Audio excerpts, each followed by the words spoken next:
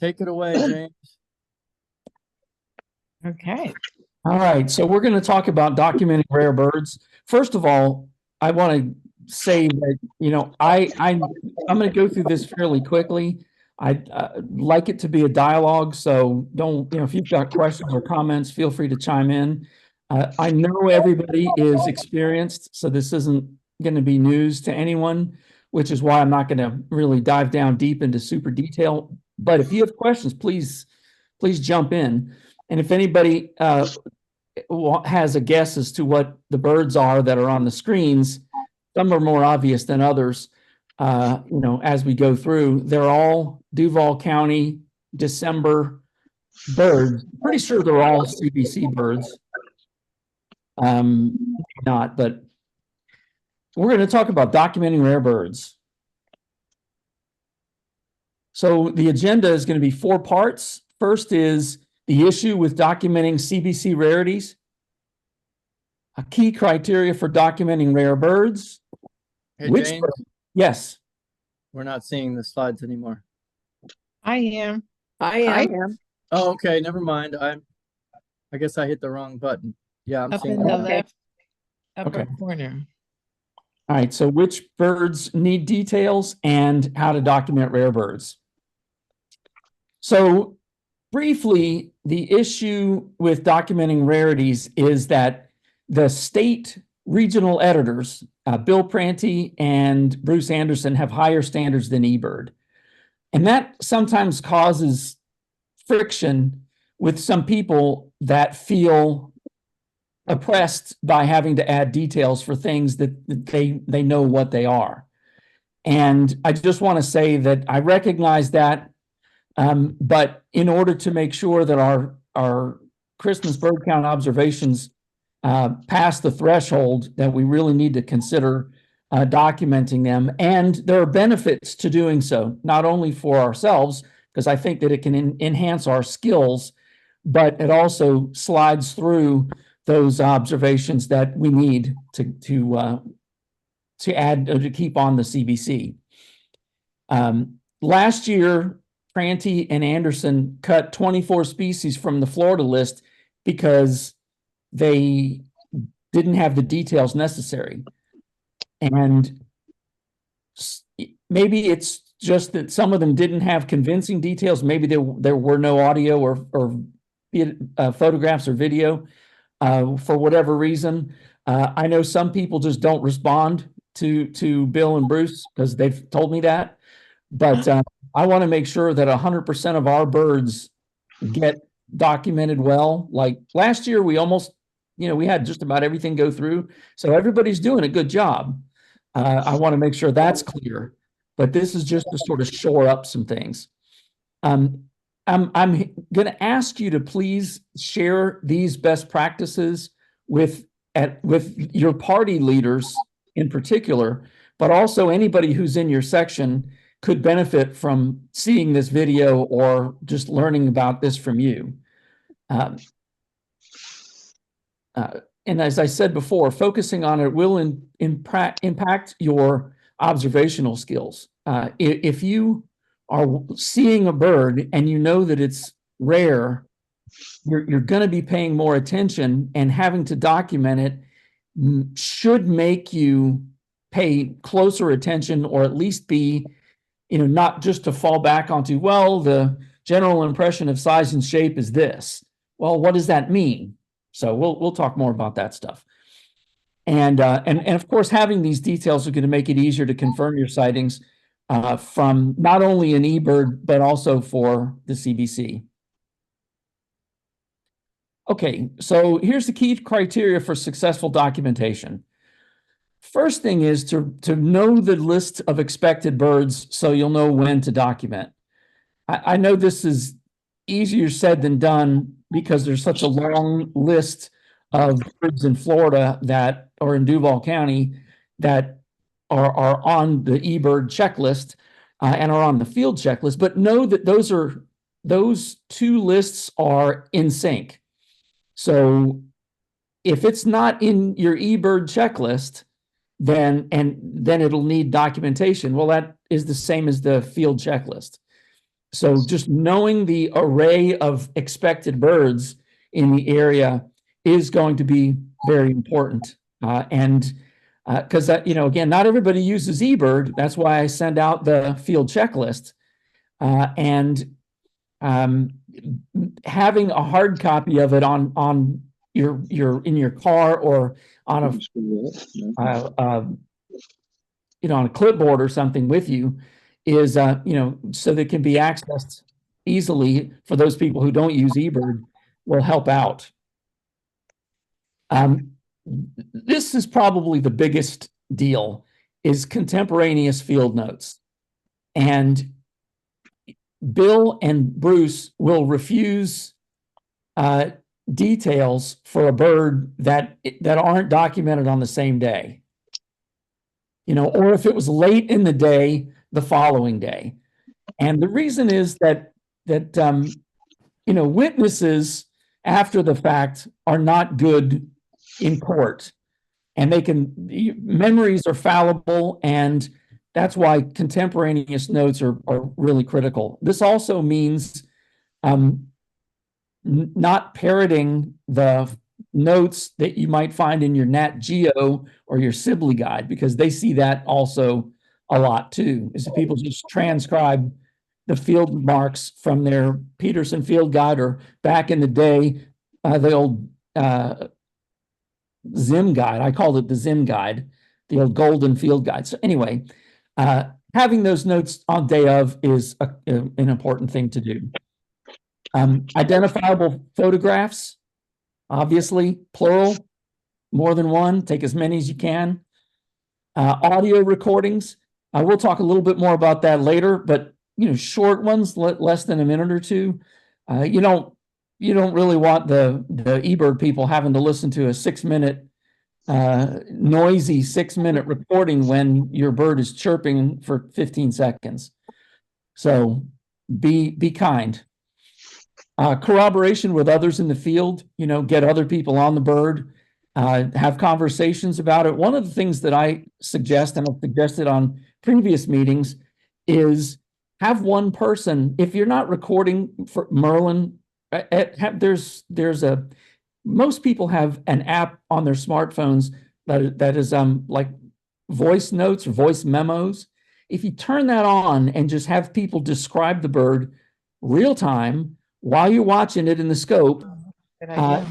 you can then either upload the recording or the recording of the field notes, or transcribe them, or listen to it and jot down field notes. But it's the best contemporary note taking that doesn't require you to have something in your hand except binoculars or a scope controls or a camera. And so normally what I'll do is, if it's in my scope, I'll set my my smartphone on top of my scope and just be describing the bird as I'm looking at it in the scope. And it works well. So what else? Completed rare bird form. Now, quickly, the completed rare bird form is a good thing to have. Now, if you have, and you have great identifiable photographs, and you attach the photographs to an eBird checklist, then like for example, anybody know what this bird is on the screen?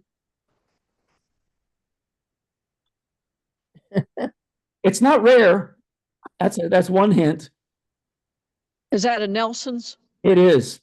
It is. But because they're so tricky to identify between them and seasides, it's always good to get documentation of these guys. But you can see that the color of the breast and the color of the malar are pretty close together. That's one, and the smudgy breast streaks. Those are two of the field marks for the orange triangle faced sparrows, for it to be a Nelson's. But anyway, if you've got a photo like this where you can see the field marks of the Nelsons, assuming that the Nelsons might be rare, you won't necessarily need to do a rare bird form. Now if it's a tricky species or a rare one, you probably want to do the rare bird form anyway. But if it's something like a roseate spoonbill, which are so hard to mistake for anything but a flamingo, then, you probably won't necessarily have to do a rare bird form. But having them is a good practice. So, and then finally, after that, you can do the follow-up with field guides and online resources. But again, the regional editors want you to complete the rare bird form without the field guides right in front of you. Now, you may have field guides in the field where you're checking and, comparing and all that kind of stuff. That's understandable. But when you're completing the form, they just don't want you looking at a field guide while you're completing the form. Looking at the photos that you took of that bird, fine. I've done that too. Hey, James. Yeah. Quick question on the rare bird forms.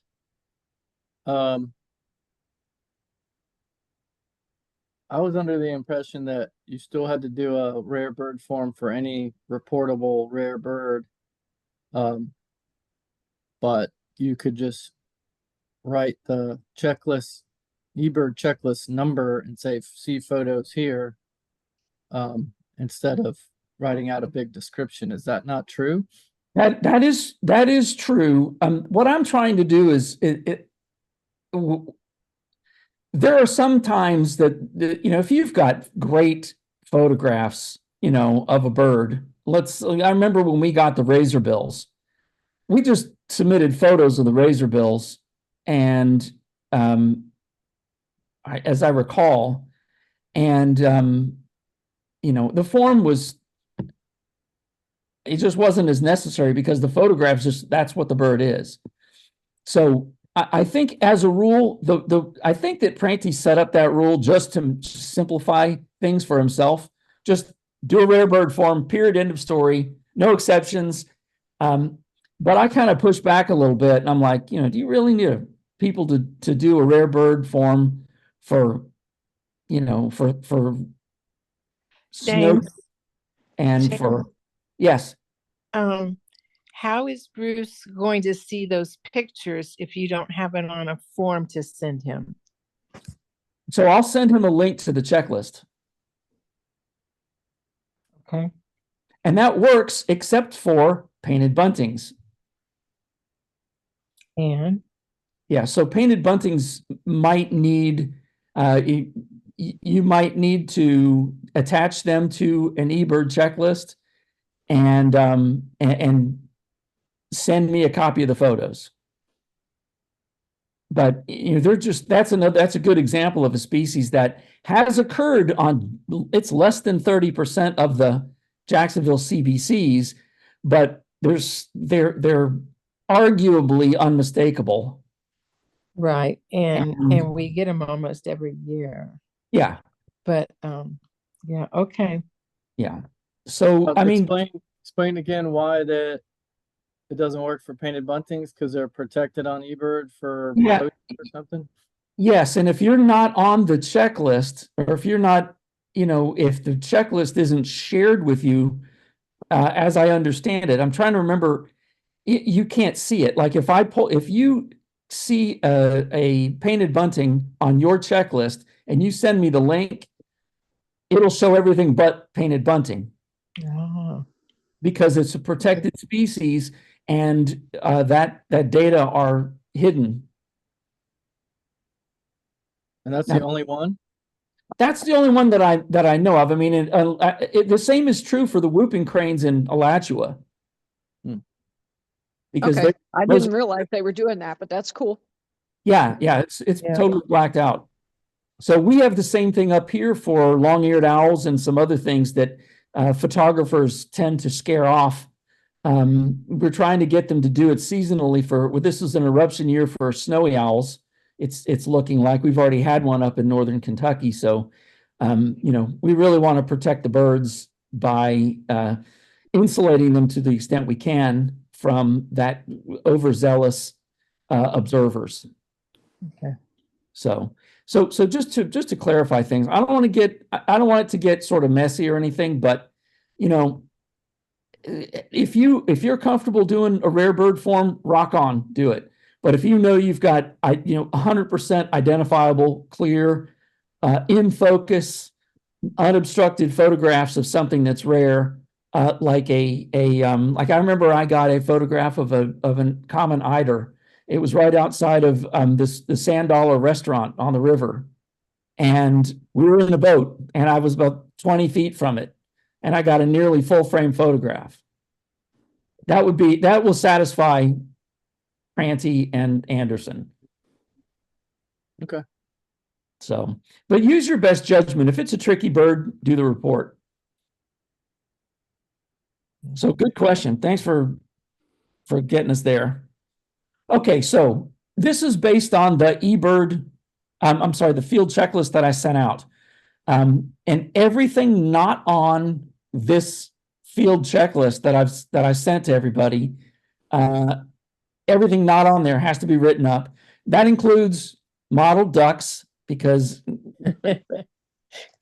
don't have to go down that road necessarily, but if you think that you've got a model duck, you need to have some really good photographs of the tail, the face, the speculum or spectrum, speculum, and any other photos, the gape spot and all that. And then hold your breath.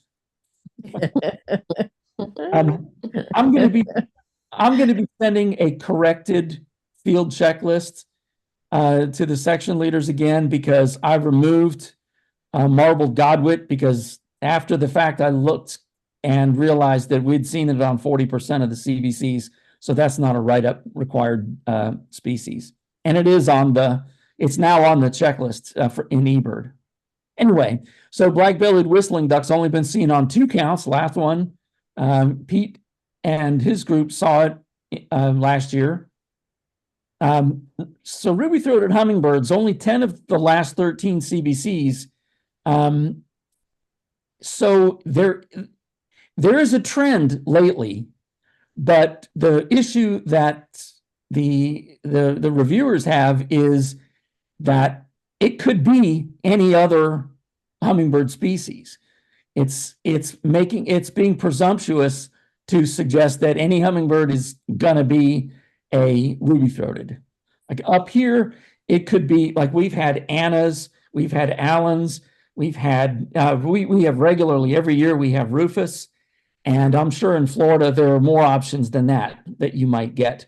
Western vagrants coming in, so that's why ruby-throateds really need documentation and Pictures. photos are best. I could, because audio, I mean, they're not really vocal in the winter that I know of, but and I don't think that the wing hum is identifiable to species, but the chatter might be. Okay, Limpkin. Limpkin is on the eBird checklist. It's never been seen on our CBC. We had Limpkins last year, or was it the year before, on our CBCs on that weird Limpkin winter that you may have heard about. So just, I'm sure that you'll know to document a Limpkin. That's another species, though. If you get good photographs of it, it's hard to mistake for other things, except maybe a Plagatus ibis. Anyway, sandhill cranes have only been seen on 4 counts. I see them further south every year in the Tampa area and in between Tampa and Jacksonville. There's a location on the route that I always stop by, because I've seen up to 10,000 sandhill cranes in that field during winter, which is nice. Hudsonian Wimble has been only seen on 9 counts, most recently 2021. Western kingbird, 13 counts. Bachman sparrow hasn't been seen since 1983, but back then it was seen on 21 counts. I'm pretty sure the development in Duval has kind of extirpated that species, unless somebody else knows something I don't. I know it's in Duval County, but maybe not in the count circle. Yeah, not in the count circle. Okay, well, that's good. So whoever gets the next hummingbird, whoever gets the next ovenbird, may be the one to sort of bump it up into the 30+ threshold So we're just shy of it. It's been seen on 26 of the 90 counts. By the way, this year is the 90th running of the Jacksonville CBC. That's pretty cool. What?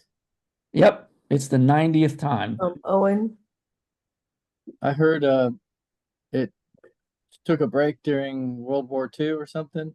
Yeah, there's this is year 126. And so I think that it started in 1910, and there have been a couple of missed years. The war years are the examples I can come up with. I mean, I can tell you specifically which years were missed, but there were some missed years early on as well. So it wasn't it was a little sporadic in the beginning. But this is the 90th. Wow, that's amazing. 90, yep. Perula or Perula has been only seen on 10 counts. Summer Tanager has only been seen on 7 counts, although Pranty isn't particularly concerned unless you see more than 3 in a given count circle. So, I'm sorry? I thought someone was saying something. I mean, if you see a summer tanager, go ahead and document it, because we won't know until the end of the day anyway whether 3 or more have been seen. So, but it's well below the 30% threshold anyway.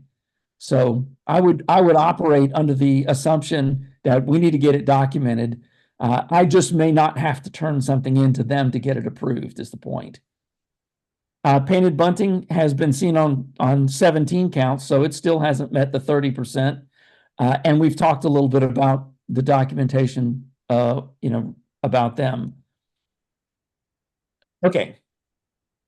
So I think Leslie might recognize this guy, because I think I was with you when I took this photograph. yeah, yellow belly flycatcher, Astrodid. Ashford. Okay. Yeah. So I have this on there because documenting with photos, you'll notice the undertail. That is, a key photograph to get while you see these guys. And that undertail, the dark versus the chestnut color pattern is something that'll differentiate this from some of the other candidates. But this piece isn't going to be a photography lesson, so I'm just going to make a couple comments here.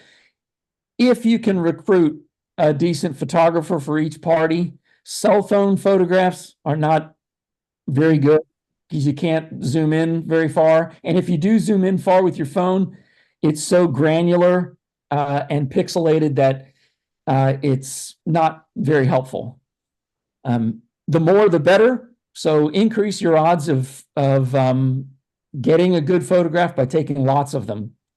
Usually, it's not like it used to be. I'm an old, I have 6,000 35 millimeter slides that I'm currently cataloging. It's a slow process, but I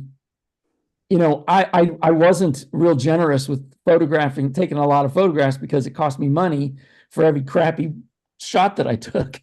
But digitally, there's next to no cost. It's just a little time.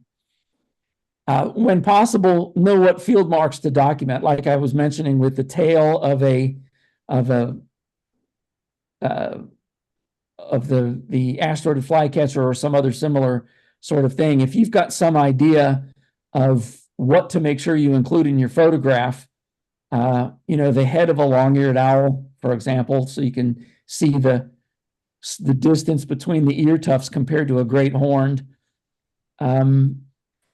So those are the things to sort of keep in mind so that you can get identifiable photos. Digiscoping.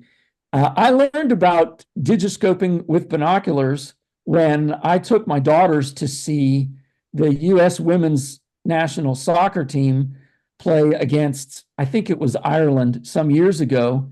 And during the game, my daughter said, "Hand me your binoculars, Dad." And she did a photo montage while she was sitting at the game of the U.S. women's players on her smartphone through my binoculars.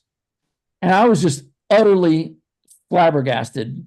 And I was like, okay, I could do this with birds too. But digiscoping just means taking your smartphone, sticking it up to your binocular, and orienting it so you can see, and then snapping photos that way. Works on your scope too. And of course, upload the photos to your eBird checklists. Okay.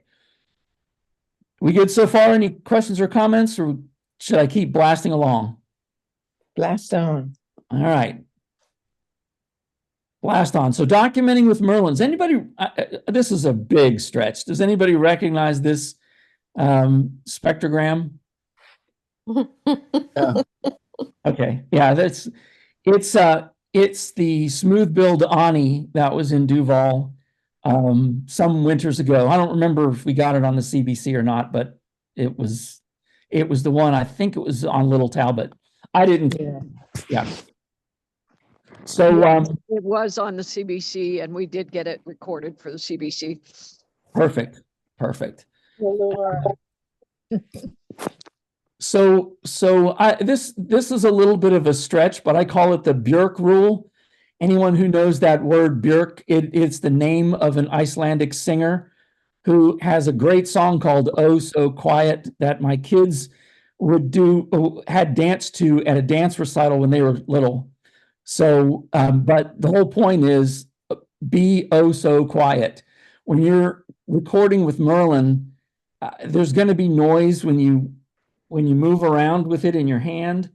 So if you minimize the movement of your hand, you don't need, by the way, you don't need to orient the phone one way or the other, toward or away from the bird. The people at Merlin did fairly extensive testing, and there was no statistical difference between the detectability of a bird if the microphone was facing toward you or toward the bird. So it's sensitive enough, and that 6-inch difference isn't going to make a difference in the quality of the recording you're going to get. It's going to be the noise you make while moving around, and other people chattering, and the wind and traffic and other such things that are really the hindrances to a solid recording. But if you are quiet and still, you're going to get a better recording. If you let people know, hey, I'm going to try to get some audio of this bird, maybe it'll keep the chatter down a little bit, and that can be helpful. Short recordings, it's a pain to have to listen to 3-minute, 4-minute, 5-minute long recordings for a 15-second snippet of a bird. So if possible, trim you keep the recording short and have multiple recordings if you need to. The next thing is not a lot of people know how to trim and normalize the recording.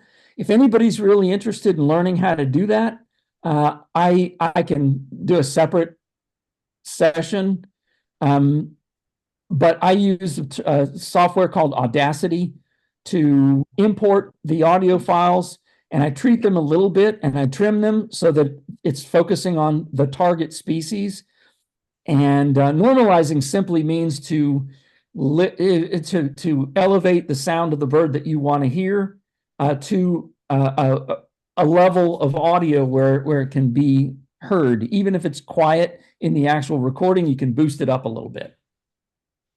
So just let me know after the fact, or send me an email or a text or whatever if you want to learn how to do this kind of stuff. Otherwise, if you have a recording, and I solicited this from last year's, I guess it was the ash-throated. There are people who had the ash-throated that Merlin detected, but the people didn't save the recordings, so they couldn't send it to me, or we couldn't send it to Pranty or Anderson. So, we'll talk about how to get me the audio files if, in fact, you do have it recorded.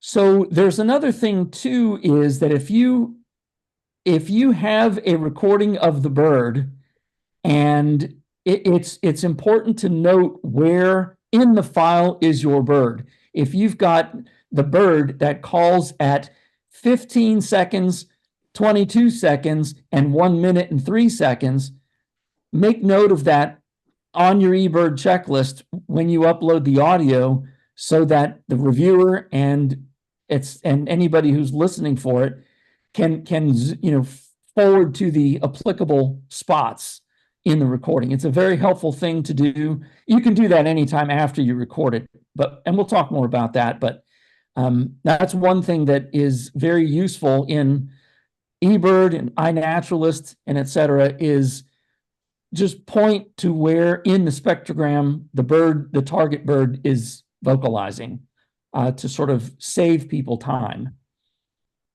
And then finally upload the recording to the eBird checklist. So I'm gonna go through a little bit quickly here. Now this is screenshot from an iPhone, but this is what my iPhone looks like on a recording that I did down in Florida, where you've got four species on it. The button that you can press to upload your recording is right here. It's that little box with an upward facing arrow. And when you tap it, this is what you'll see. Oh, I'm sorry.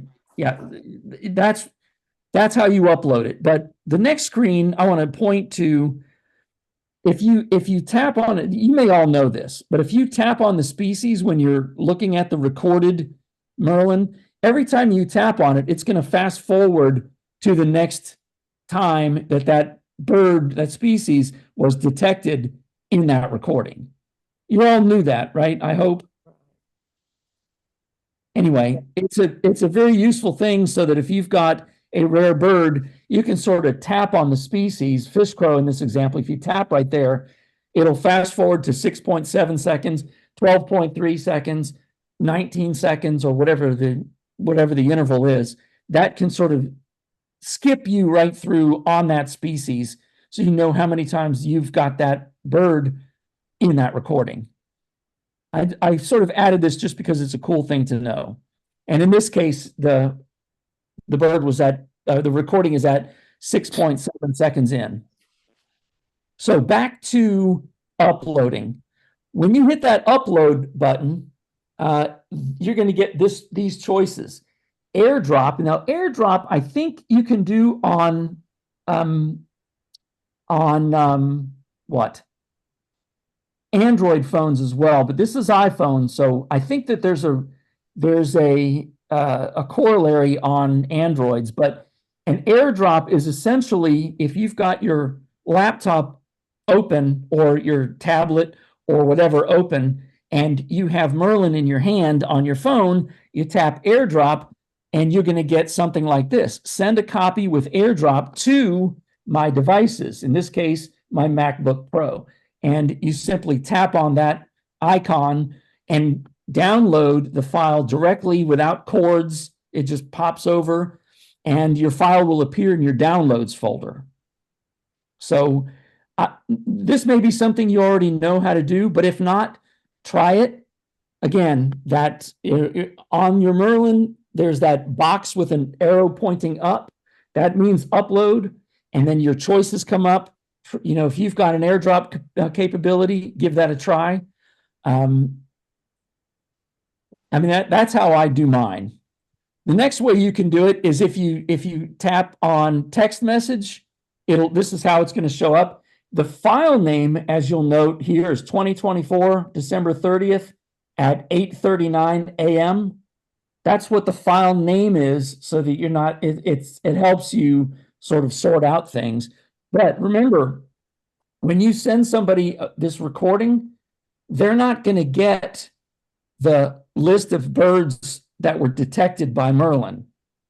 They're only going to get the audio file. And so that when I was telling you, hey, if you fast forward through and you know how many places your bird is recorded, if you note that in the text to me, for example, the bird was the Merlin picked up this bird at X, Y, and Z seconds, I'll be able to go right to it. And when I do the processing of the audio, I'll trim off the non-target bird stuff. I'll at least know how many times the bird was, I should expect to hear the bird on the recording. Hope that makes sense. Mhm. Yes. And then the same thing is true for email. If you tap email, it's going to come up a new message, and it's going to have the same WAV file. Okay. So does anyone have questions about that? No. Mm-mm. Okay. I guess just what if you got your Merlin going and it says it detected a ash-throated flycatcher, but you never actually saw the ash-throated flycatcher, can you still count it? So that's between you and your conscience. If the I have a number of birds on my life list that I've only heard and not seen. Everybody probably does. Owls, nightjars, rails. You know, a lot of people have audio recordings of yellow rails that have never seen them. Right? So that's not uncommon. Yeah. But if you heard the bird and it was identified by Merlin as such, and you send it in on your eBird checklist and it is confirmed, then again, that's up to you. I know some people who won't add a bird to their checklist unless they have an identifiable photograph of it. So how you do your life list, how you count stuff is up to you. It's an honor system. But you know, if you hear something and Merlin doesn't pick it up, but you think it's something, save the recording, note where it is on the recording, and if it can be identified as to species, even if Merlin didn't pick it up, that's good. I've had that happen where I heard a bird, actually saw it, but Merlin didn't pick it up correctly, but the recording had the voice on it. I was able to add it to the checklist, and I also annotate for Merlin, so I was able to go in and actually annotate that file and notify the Merlin team, hey, Merlin didn't pick this up, but here it is. So, yeah. So it can be done. Okay. But get those recordings.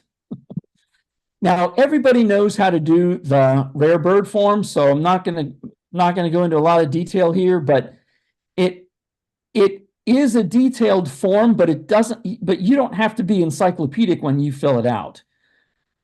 Documenting a spoonbill is different than a rare sparrow, and Pete mentioned a valid point.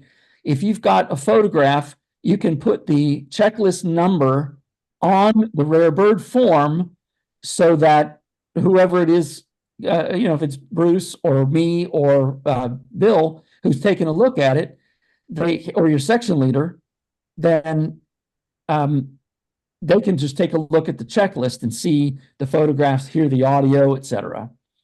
And so that is a little bit of a shortcut. And again, we already talked about completing the form before consulting the field guides. And again, I just heard the frustration from Pranty about people who just plagiarize Ted Floyd with the new edition of Nat Geo. By the way, if you haven't seen that new edition, it's pretty good.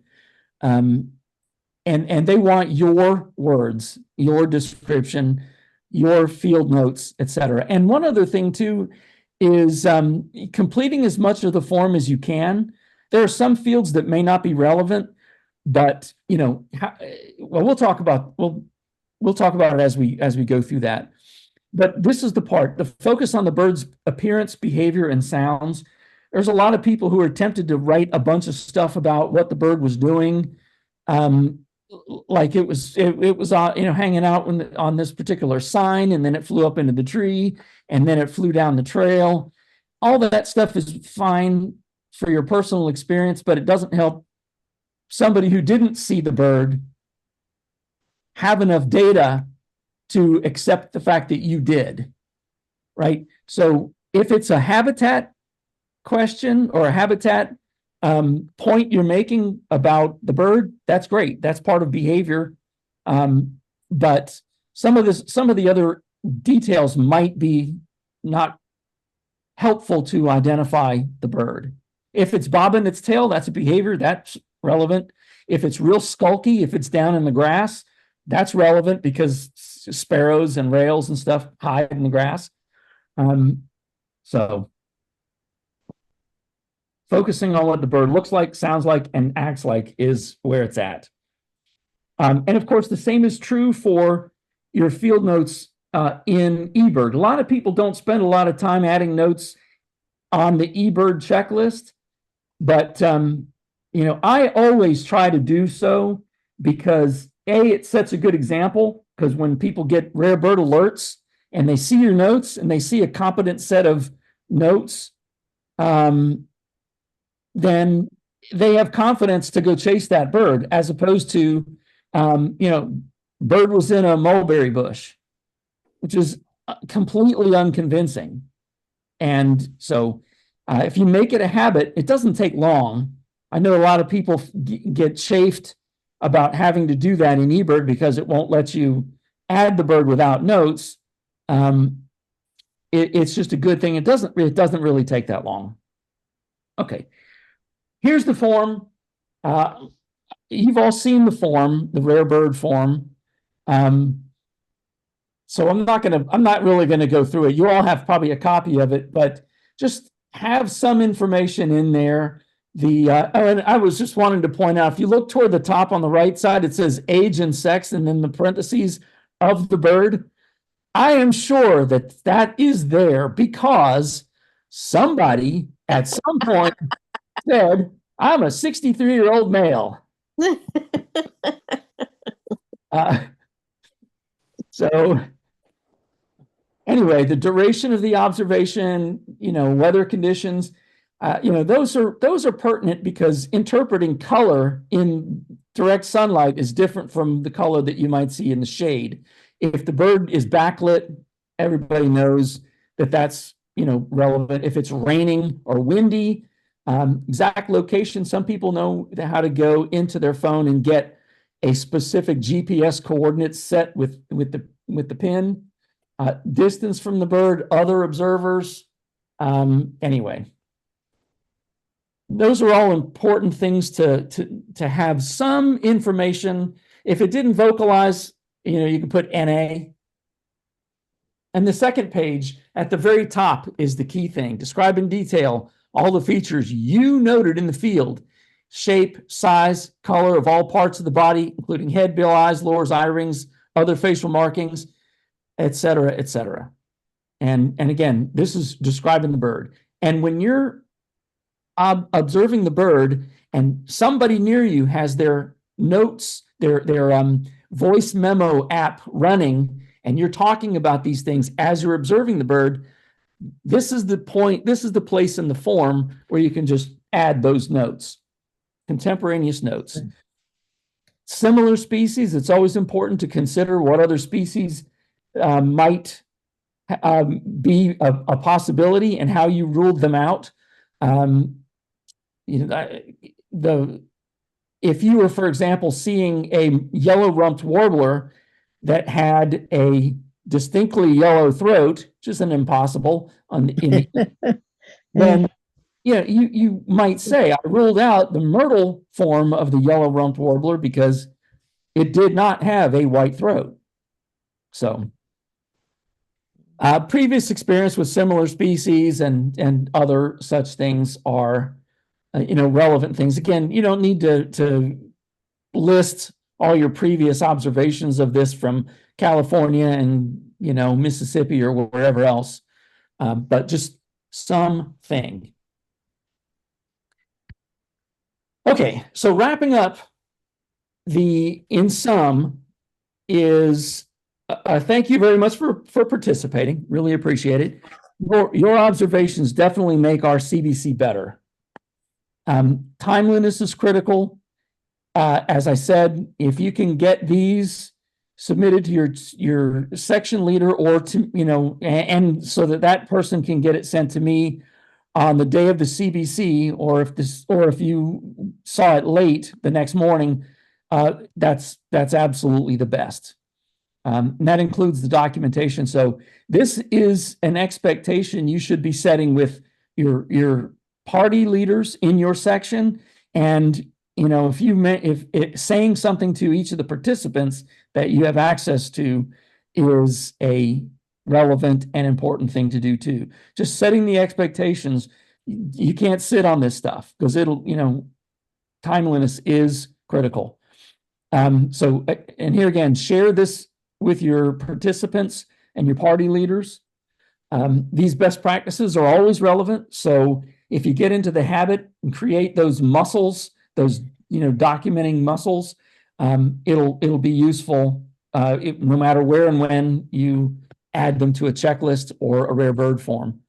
eBird reviewers will definitely appreciate it so that they don't have to, because if you don't add the details, what does an eBird reviewer have to do? They have to send you an email to ask you for that.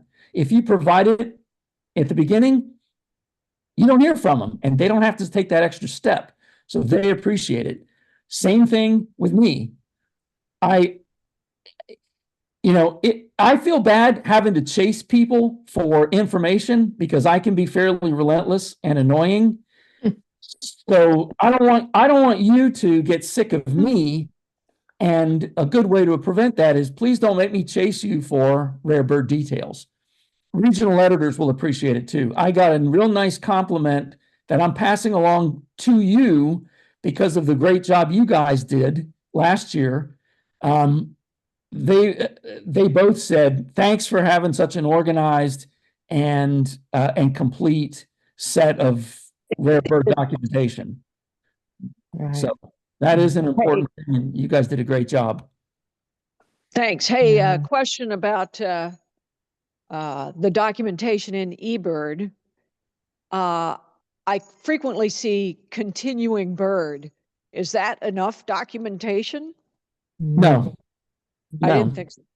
Yeah. So continuing is acceptable to eBird reviewers if there is a rarity that is already confirmed to be in the area and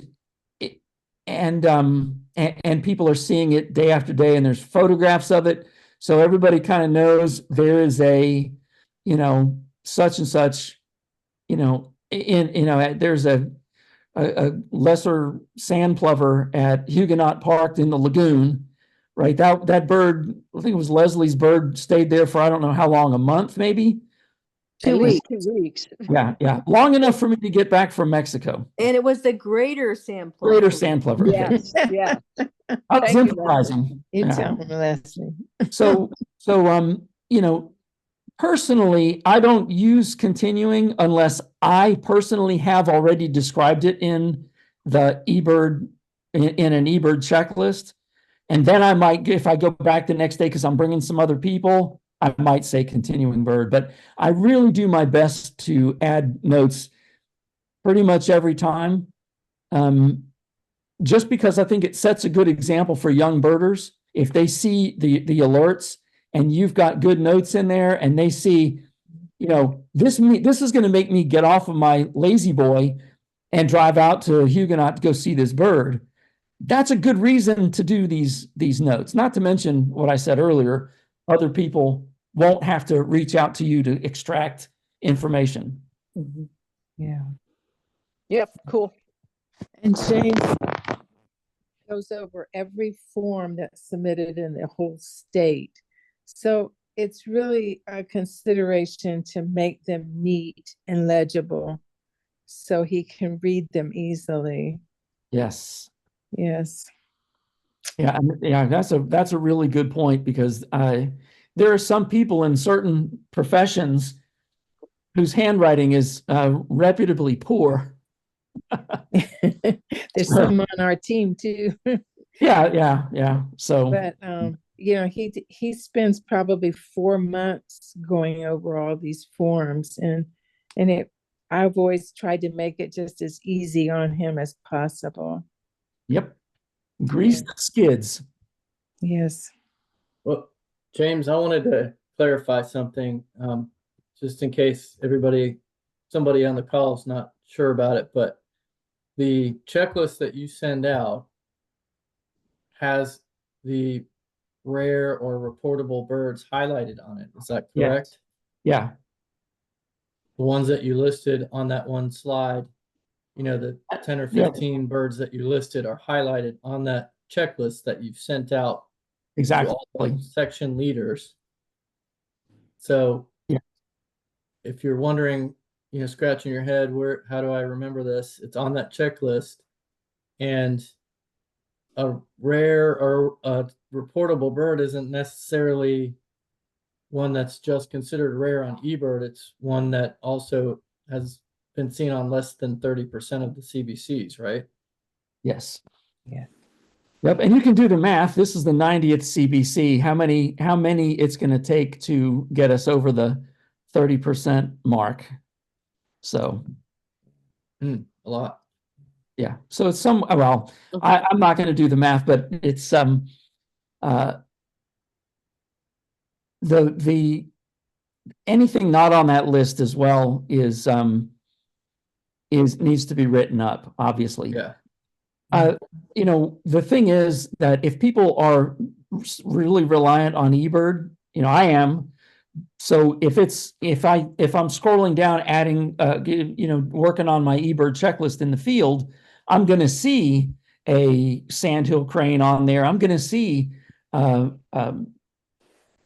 black-bellied whistling duck. I'm going to see limpkin because they're on the eBird checklist. They're highlighted because they're on the checklist, but they still need,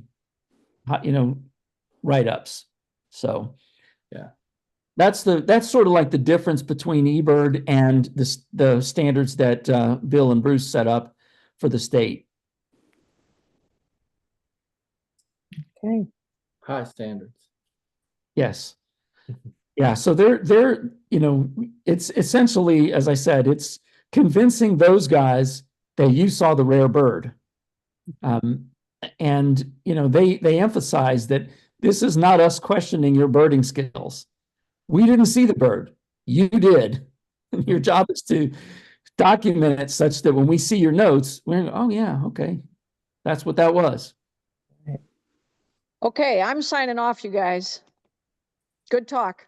Yes, thank you very much. Appreciate it. Thanks, Laura. I'm sticking around for anybody who has any other questions or comments or other stuff.